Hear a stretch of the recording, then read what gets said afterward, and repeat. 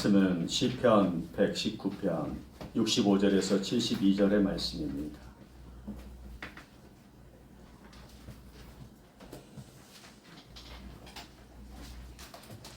시편 119편의 말씀이고요. 65절에서 72절까지의 말씀입니다.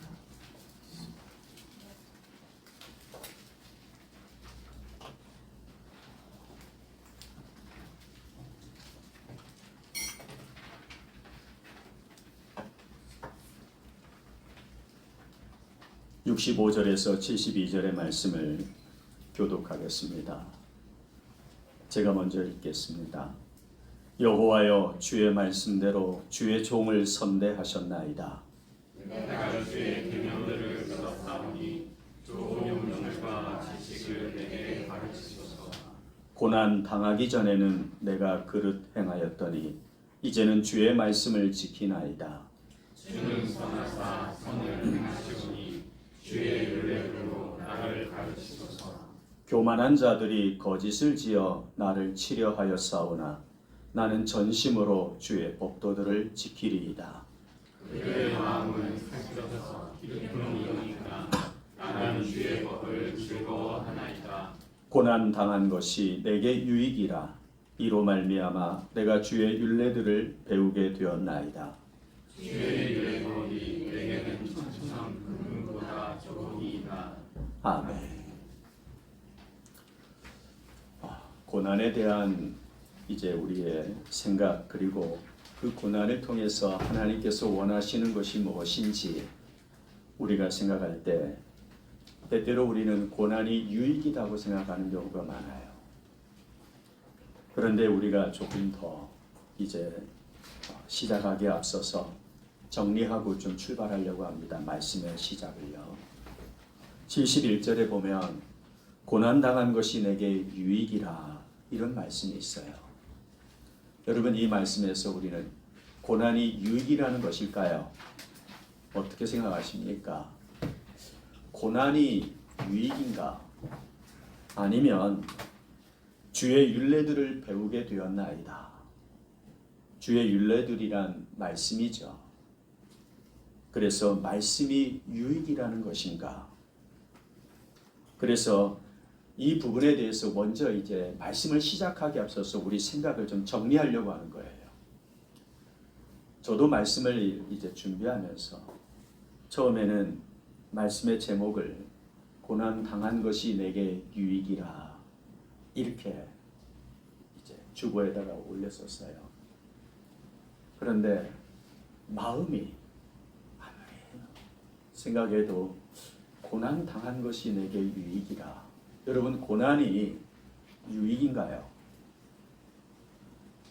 그래서 좀 더 이제 말씀을 살펴보고 생각한 끝에 말씀이 내게 유익이다 라는 제목으로 바꾸었습니다.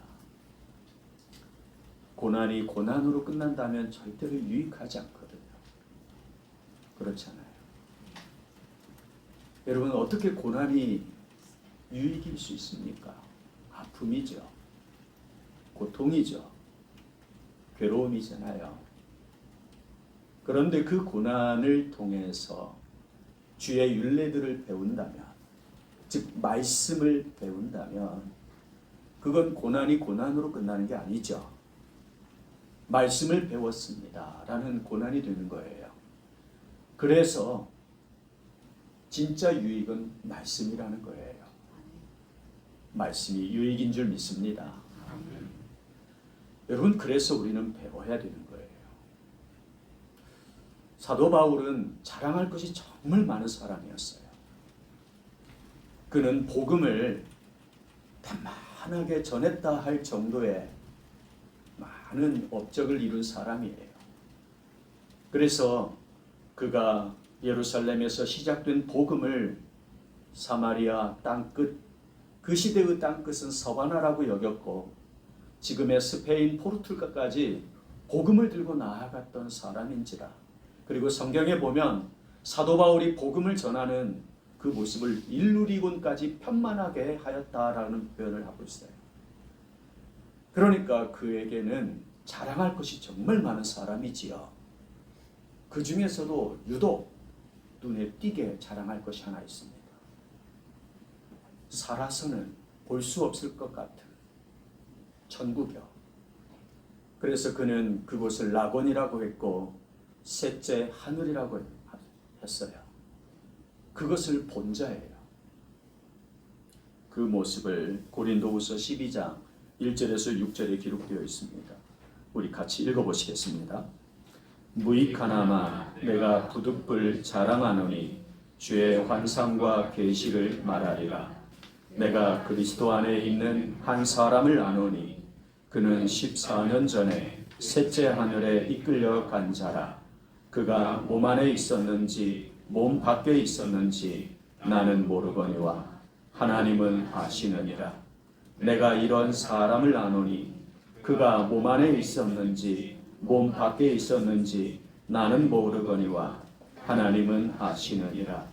그가 낙원으로 이끌려가서 말로 표현할 수 없는 말을 들었으니 사람이 가히 이르지 못할 말이로다.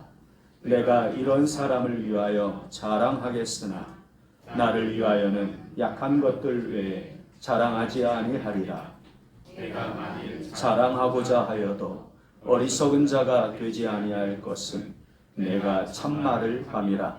그러나 누가 나를 보는 바와 내게 듣는 바에 지나치게 생각할까 두려워하여 그만두노라. 셋째 하늘에 이끌려갔다. 그리고 그곳을 낙원으로 이끌려가서 이렇게 정확하게 표현하고 있죠. 그러니까 셋째 하늘은 낙원이에요. 예수님께서 우편에 있는 강도에게 네가 나와 함께 낙원에 있으리라 했던 그곳입니다. 그러니까 사도 바울은 살아서 그 낙원을 본 거예요. 그리고 그곳에서 사람이 가히 이르지 못할 말을 들었다는 거예요. 그러면 여러분, 이 바울이 나는 보았습니다, 나는 들었습니다, 당신들이 모르는 걸 나는 압니다, 당신들이 못 본 것을 나는 압니다, 보았습니다라고 할 수 있을 텐데, 그런데 그는 누가 나를 보는 바와 내게 듣는 바에 지나치게 생각할까 두려워하여 그만둔다라고 말해요. 자랑하지 않습니다. 그리고는 그가 자랑하는 게 있어요. 여러분, 자랑하지 않으려고 하는 사도 바울이 자랑하려고 하려고 하는 게 있는데 그것도 두 번씩이나 말해요. 고린도후서 11장에서 또 12장에서 연거푸 말씀하는데 내가 부득불 자랑할진대 내가 약한 것을 자랑하리라. 나를 위하여는 약한 것들 외에 자랑하지 아니하리라. 무엇을 자랑한다고 합니까? 약함이에요. 왜 약함을 자랑할까요? 바울이 약함을 자랑하는 이유를 고린도후서 12장 9절에서 이렇게 표현해요.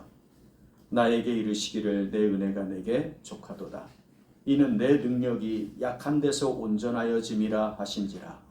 그러므로 도리어 크게 기뻐함으로 나의 여러 약한 것들에 대하여 자랑하리니 이는 그리스도의 능력이 내게 머물게 하려 함이라.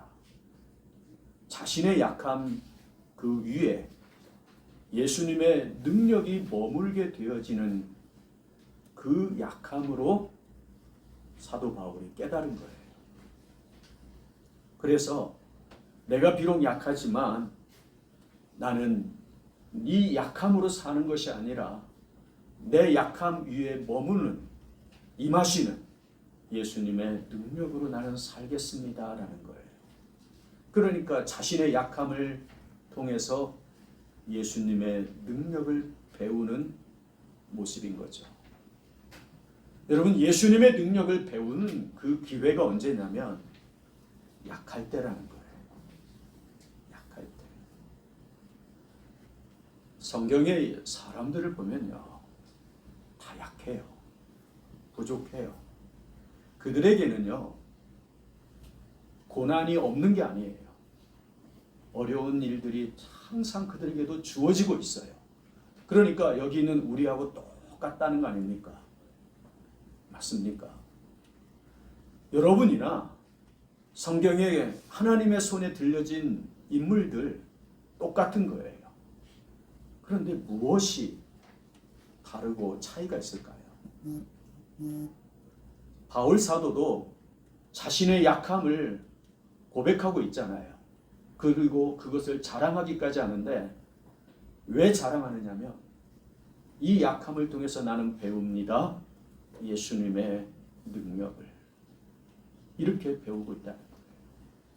시편 119편을 기록한 오늘 본문에 이 말씀을 기록한 시인도 나에게는 고난이 있습니다. 그런데 나는 이 고난을 통해서 배웁니다. 말씀을 배웁니다. 라고 한다는 거예요. 사람마다요, 자신의 약함을 다 숨기려고 하지요. 그리고 고난이라는 것이 오지 않기를 피하고 싶은 마음으로 살아가는 게 다 사람들이에요. 사실 약함과 고난은 또 연결되어 있다고 생각해요. 내가 약하기 때문에 이 어려움을 겪는 거야. 이 고난을 지금 내가 겪고 있는 거야. 그래서 약함에 따른 고난으로 그렇게 생각하기에 약함을 어떻게 해요? 숨기고 싶은 거고 고난을 피하고 싶은 거예요. 어떻게 해서든. 그런데요, 만일 약함을 통해서 예수님의 능력을 배울 수 있다면 어떨까요? 여러분 숨기고 싶습니까? 아니면 드러내고 싶습니까? 내가 내 안에 있는 이 약함을 통해서 예수님의 능력이 머물게 된다면 우리는 숨길 필요가 없는 거예요. 내가 지금 겪고 있는 고난을 통해서 하나님의 말씀을 배울 수 있다면요. 그 말씀을 내 삶으로 경험할 수 있다면 피하지 않아도 되는 거 아닙니까? 맞지요? 바로 이러한 사람들이 하나님 앞에 쓰임을 받은 사람들이에요. 그래서 이 시간에 저와 여러분이 하나님 말씀을 들으면서 우리의 생각, 우리의 삶의 자세나 모습을 고치거나 바꿀 필요가 있는 겁니다.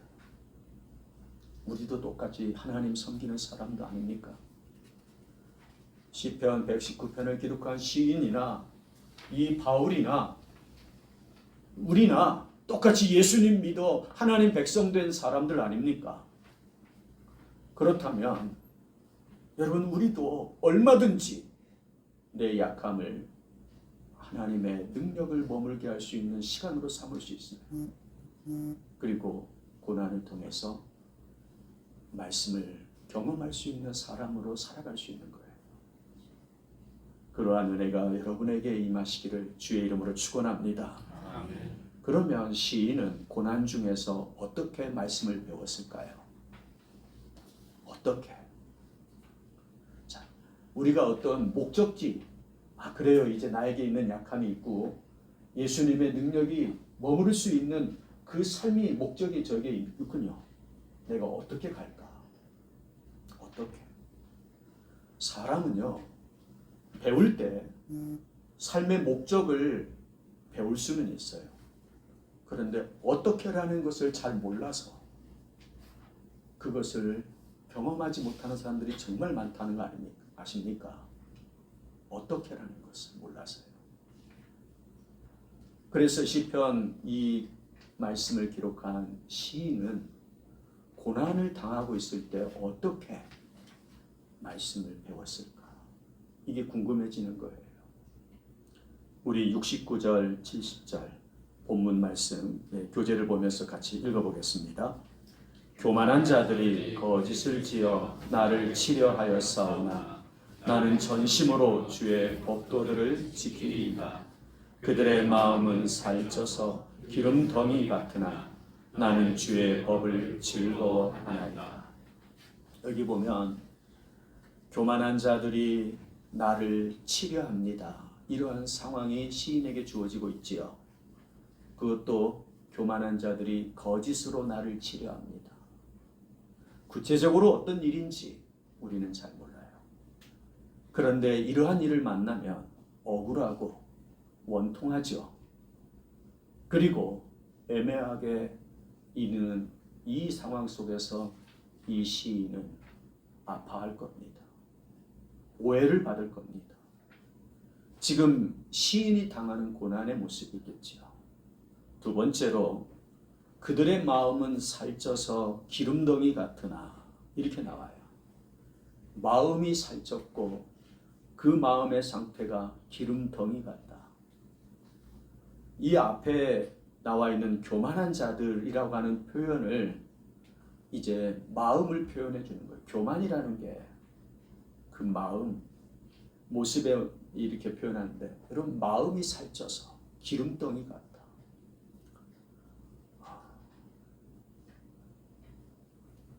선지자 시대에 이제 선지자들이 하나님 말씀을 받아서 당대의 사람들에게 하나님의 말씀을 전합니다. 그 표현 중에 이러한 말씀이 있어요.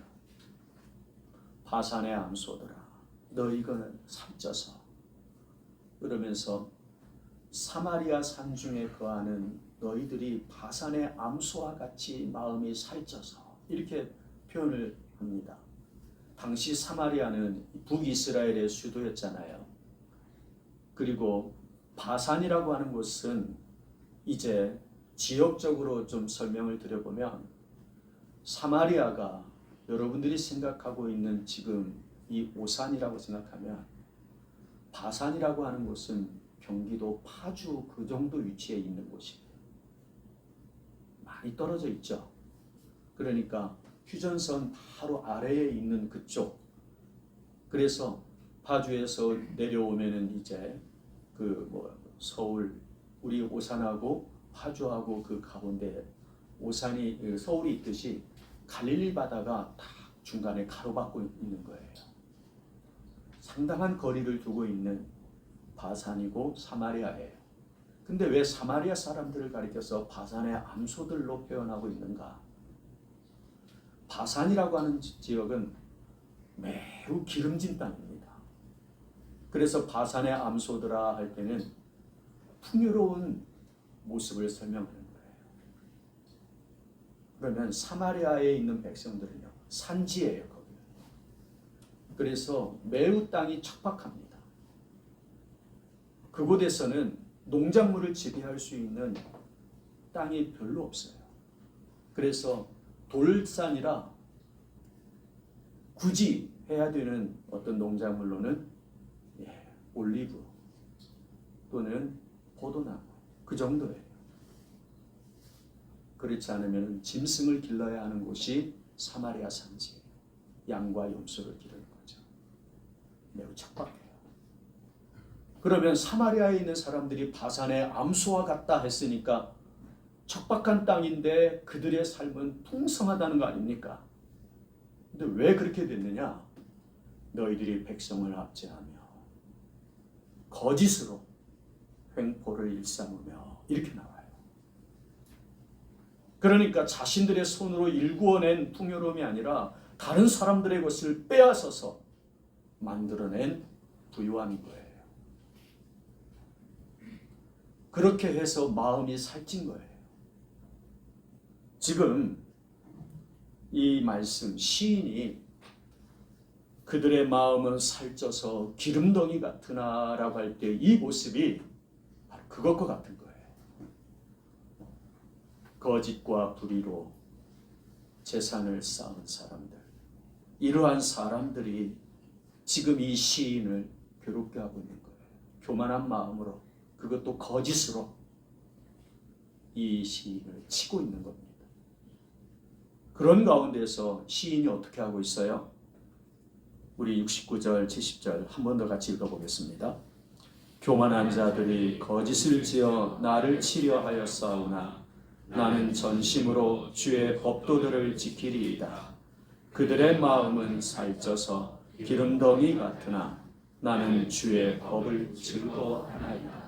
애매하게 원통하게 정말 고난을 당하고 있는데 그 가운데에서 시인은 전심으로 주의 법도들을 지키겠습니다 라고 말한다는 거예요. 더불어서 주의 법을 나는 즐거워합니다. 이렇게 하면서 배우고 있다는 거예요. 자, 그러면 한번 이제 쉽게 정리가 되는 말씀이네요. 고난을 당할 때 이 시인은 하나님의 말씀을 따르고 있고 그 말씀을 즐거워한다는 거죠. 왜 이렇게 하는 것이 배우는 것인가? 고난 속에서 말씀의 유익을 배우는 것인가? 그 전에 시인이 이렇게 살기 이전의 모습이 있거든요. 67절에 보면 고난 당하기 전에는 내가 그릇 행하였다고 하죠. 그러니까 고난이 찾아오기 전까지는 나는 잘못 살았었습니다 라는 걸 말하는 거예요. 잘못 살았다는 표현, 그것을 알게 한 것이 고난이었다는 거예요. 그러면 잘못 살음에 따르는 고난이겠지요. 맞습니까? 내가 잘못 살았기 때문에 찾아온 어려움이라는 거예요. 그러면 어떻게 해서 잘못 살았을까? 하나님 말씀을 거기 보면 고난당하기 전에는 내가 그릇 행하였더니 이제는 주의 말씀을 지키나이다. 그러면 전에는 주의 말씀을 지키지 않았다는 거죠. 주의 말씀을 지키지 않아서 잘못 살았고 그에 따라오는 어려움을 저는 만났었습니다 라는 거예요. 그랬을 때 이 사람이 왜 잘못 살았을까? 주의 말씀을 떠나서. 그러면 주의 말씀을 떠나서 어떻게 살아갈까요? 주의 말씀을 떠난 삶이 어떤 모습일까요? 그게 욕심이거든요. 내가 원하는 대로 사는 것. 내 눈에 보기 좋은 대로 사는 거예요. 하나님 말씀을 떠나는 모습이 그게 하와 때부터요. 아브라함의 조카 롯도 눈에 보기에 좋은 대로 살아가는 거예요. 내 마음에 원하는 대로 사는 거예요. 그게 바로 주의 말씀을 지키지 아니하였나이다 라는 뜻이에요.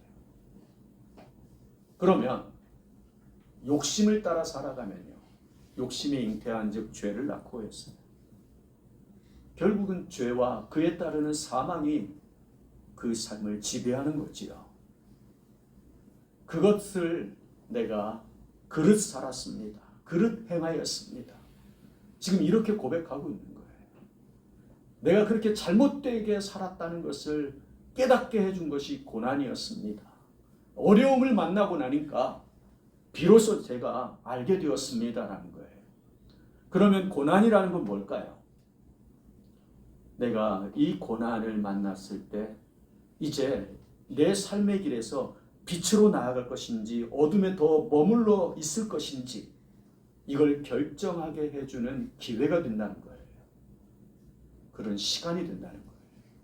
아픔을 만나고 어려움을 만났을 때, 고통스러울 때, 그때 비로소 삶이라고 하는 것을 생각하며 내 지나온 삶이 어떠했는가를 헤아리게 된다는 거예요.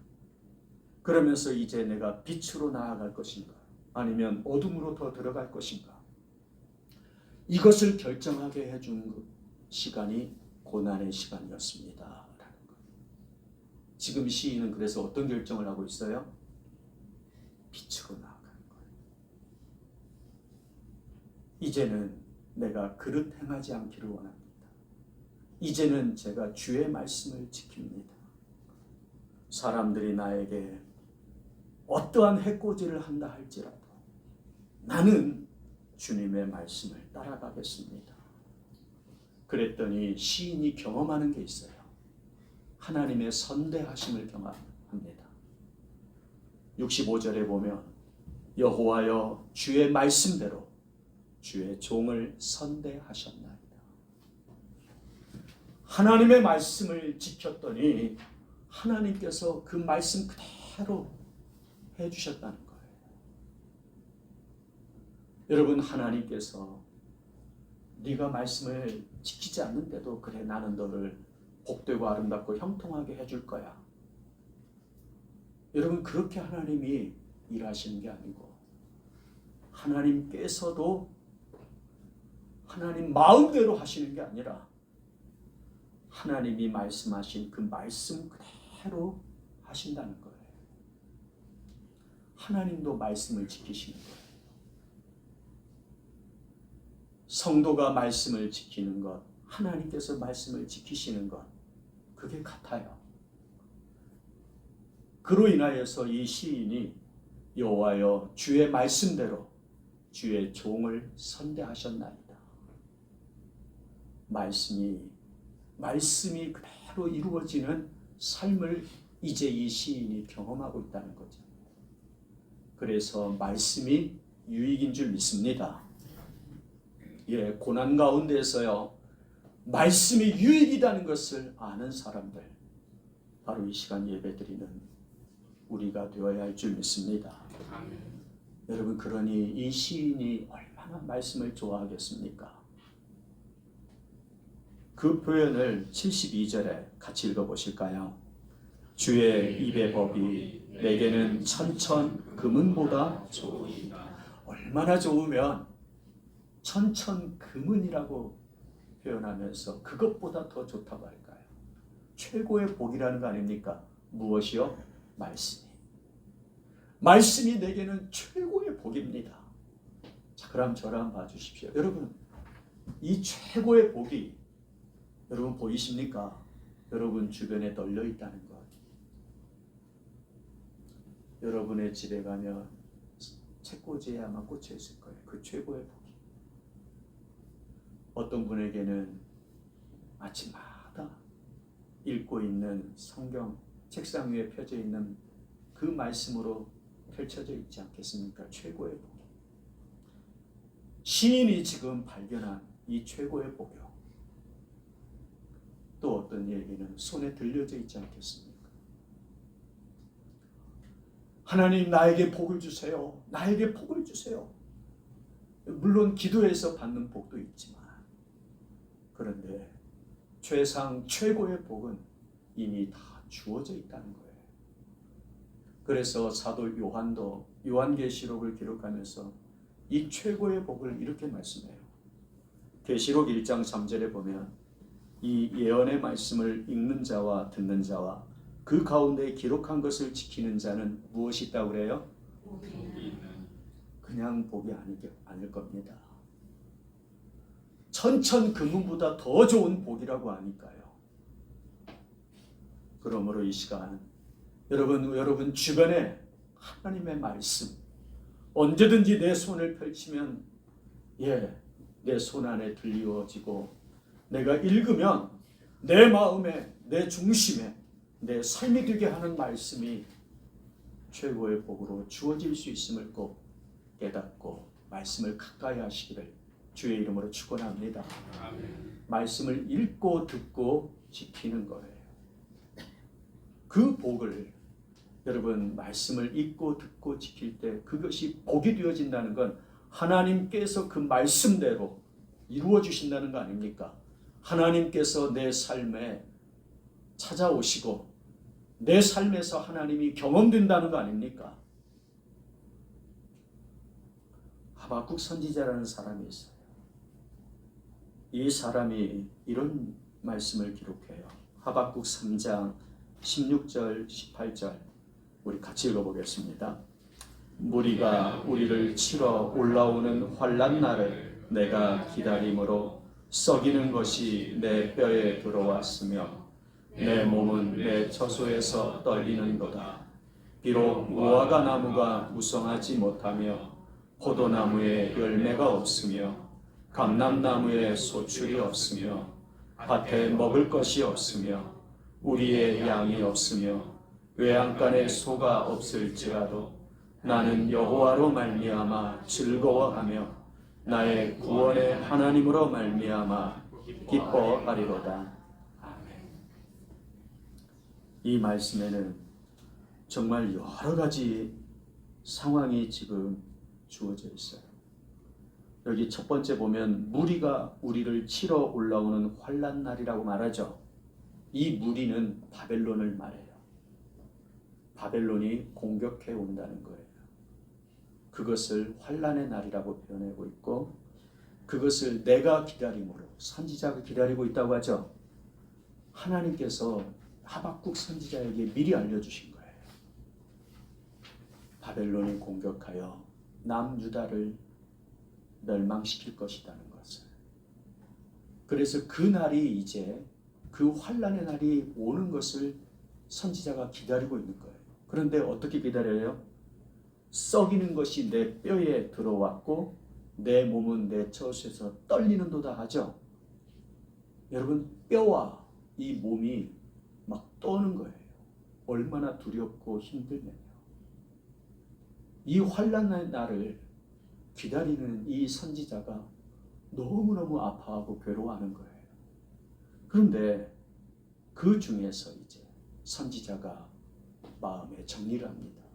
그 다음 편을 보면 비록 무화과 나무가 무성하지 못하며 포도나무에 열매가 없으며 감람나무에 소출이 없으며, 지금 이 순서는요, 이제 이스라엘의 이 모습을 보면 기후에 따라서 열매가 맺히는데 순서대로 지금 표현한 거예요.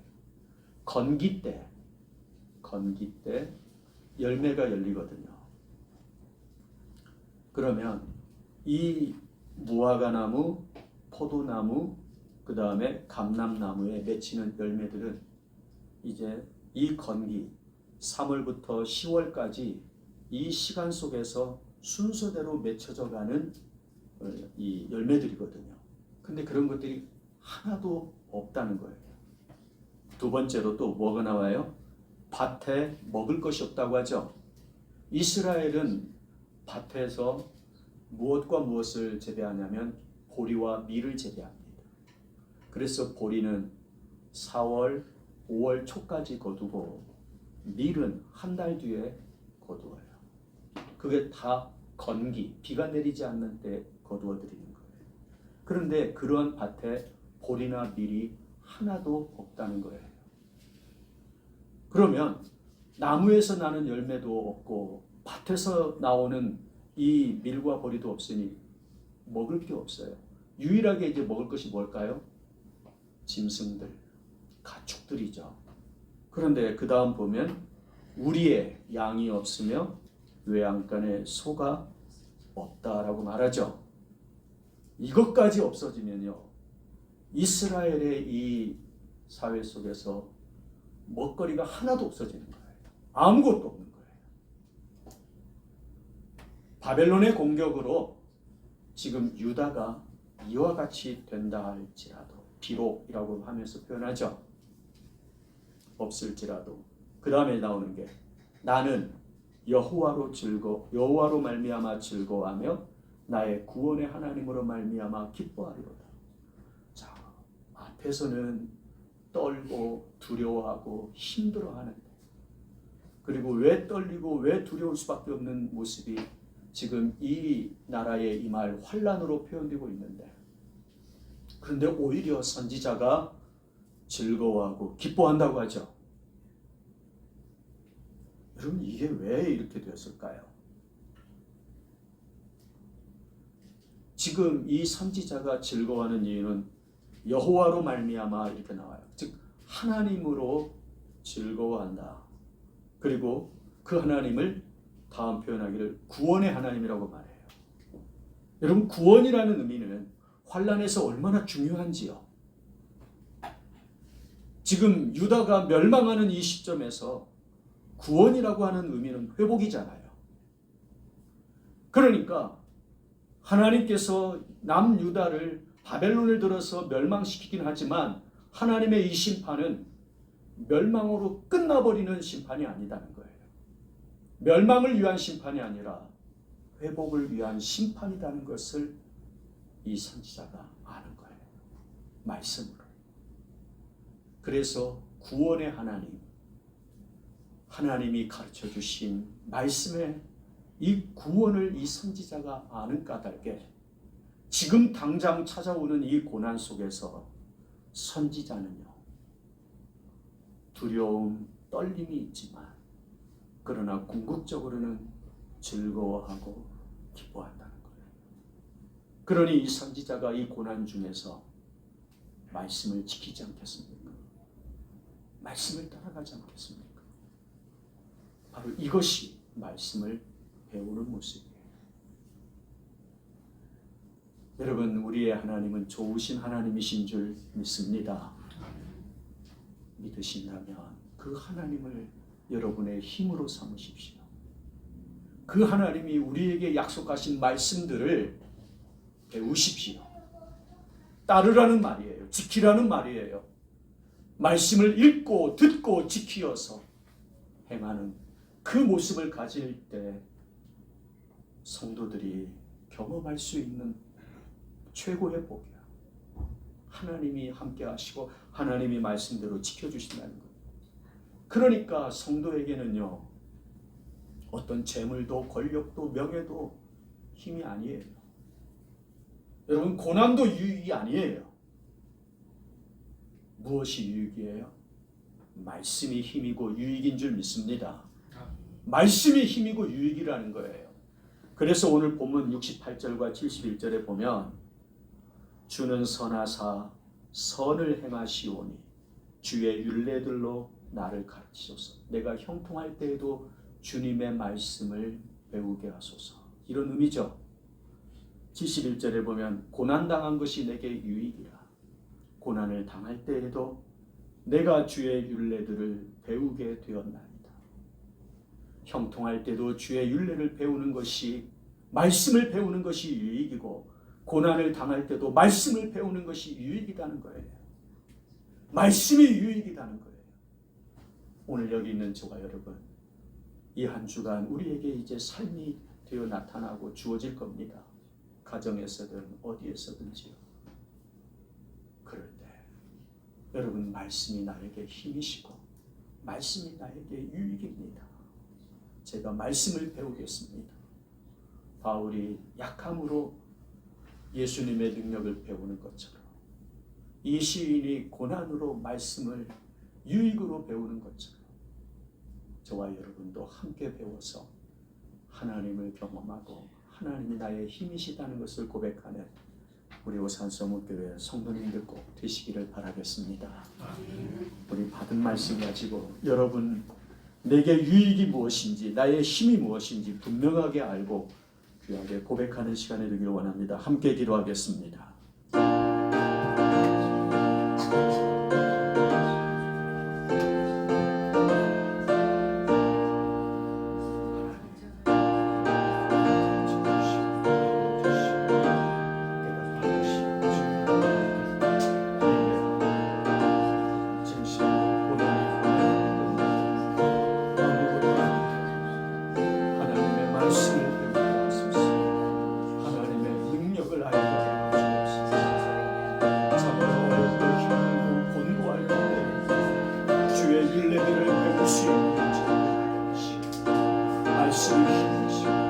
말씀이 능력이심을 고백하는 인생의 모든 모습이 되게 하여 주옵소서. 아버지 하나님 도와주시고 함께하여 주시고 사랑하여 주셔서 온전하게 하시는 주님을 따르며 의지할 수 있으시고 온전하게 나아갈 수 있는 역사하여 주시옵소서. 아버지, 주님만이 나의 힘이요 주의 말씀만이 나의 의지할 반석임을 고백하고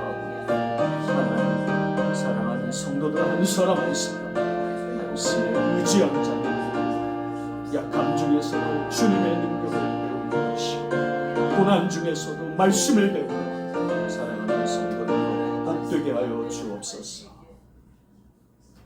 아버지 하나님, 귀한 말씀을 주시고 우리의 삶에 무엇이 힘이고 무엇이 유익인 줄을 알게 하시니 감사합니다.